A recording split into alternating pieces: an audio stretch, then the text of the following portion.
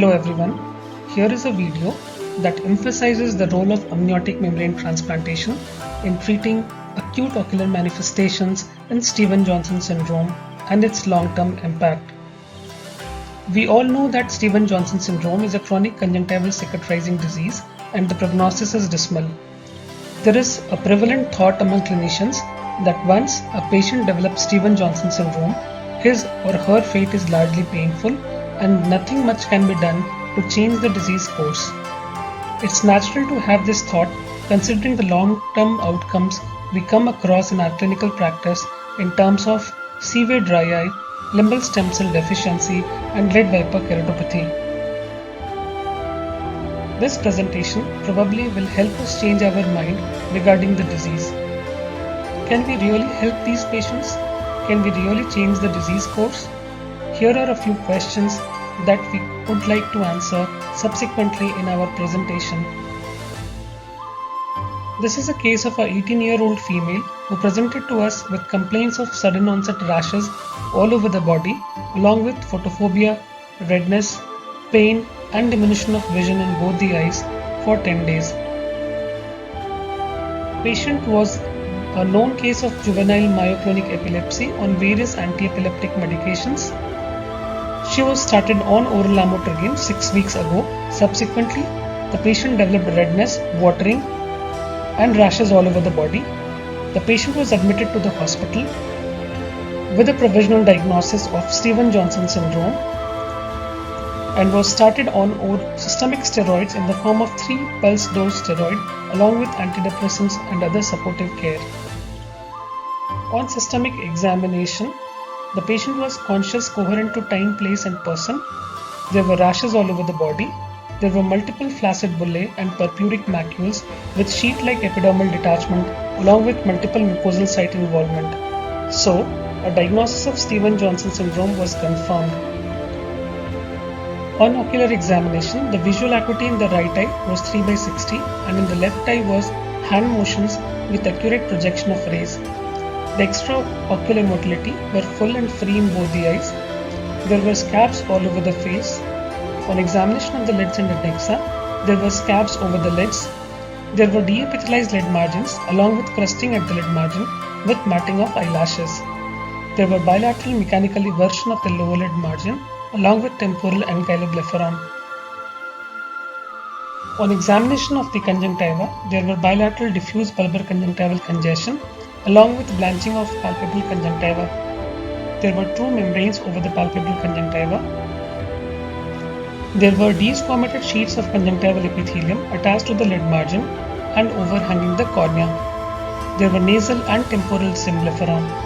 The cornea was clear in the right eye, multiple punctate epithelial erosions. In the left eye, there was total epithelial defect along with diffuse stromal edema, precluding anterior segment examination. On further examination, this is the clinical photograph of the right eye which shows grey line as red, the posterior lid margin as green and the structure behind the posterior lid margin as deepithelialized conjunctival epithelium attached to the posterior lid margin. The structures encircled in yellow are nasal and temporal symblepharon. So,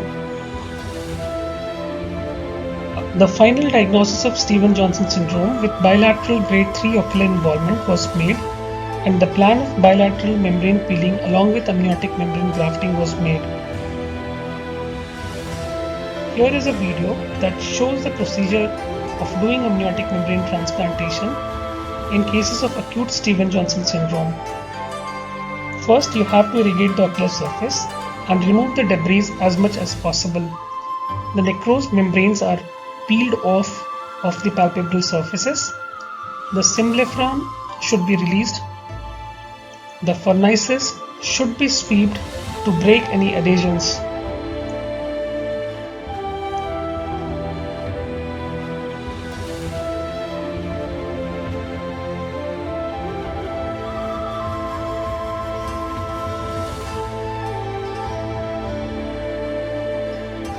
The speculum should be inserted to facilitate amniotic membrane graft spread over the ocular surface.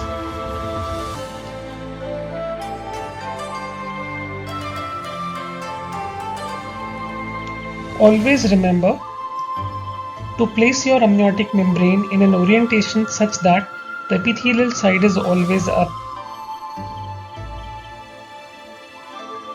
The entire ocular surface is draped with amniotic membrane. The amniotic membrane is also pushed to the fornices.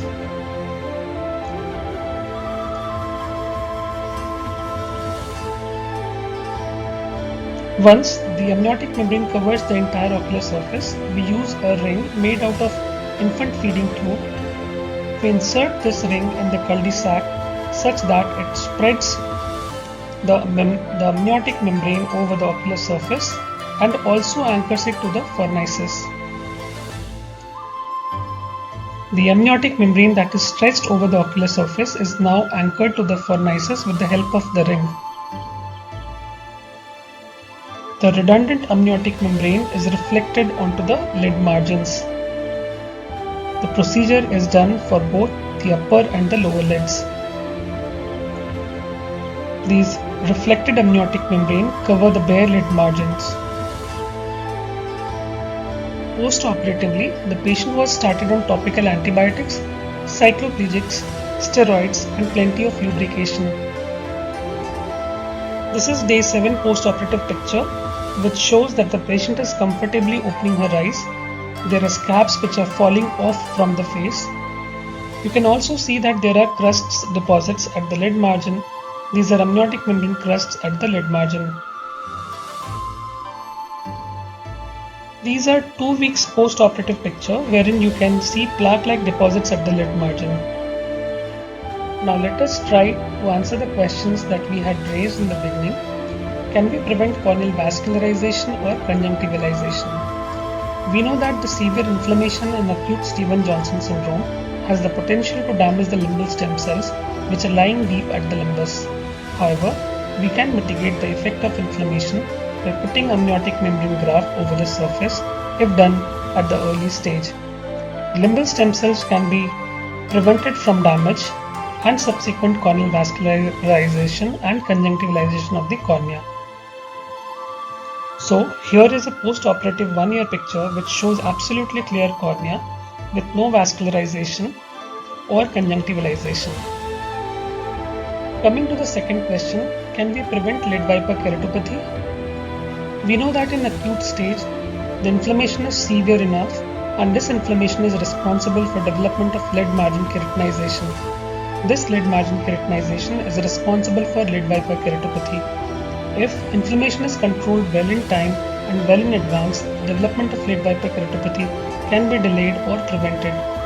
Here, this is a post-operative 1-year picture of the same patient where you can notice definite conjunctival scarring, meibomian gland atrophy. However, there is no lid viper keratopathy and no lid margin keratinization. Same is true for the lower lids.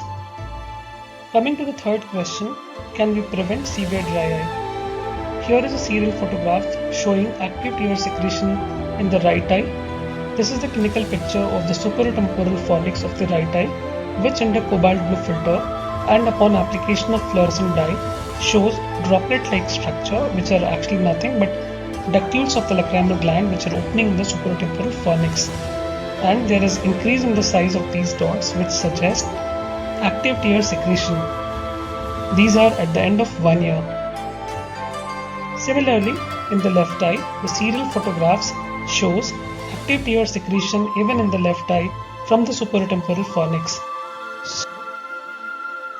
The take-home message here would be that one should have a lower threshold for doing amniotic membrane transplantation in patients with Stevens-Johnson syndrome and preferably should be done at the earliest. The acute inflammation, if it is controlled well in time, can change the disease course. To substantiate this, I would like to take you through an article which shows pictures of patients. All these patients had grade 3 ocular involvement in the acute phase. Patients in C and D had undergone amniotic membrane transplantation in the acute stage. However, A and B did not receive amniotic membrane transplantation in the acute phase, and these were the outcomes over a period of time. With this, I would like to conclude. Thank you.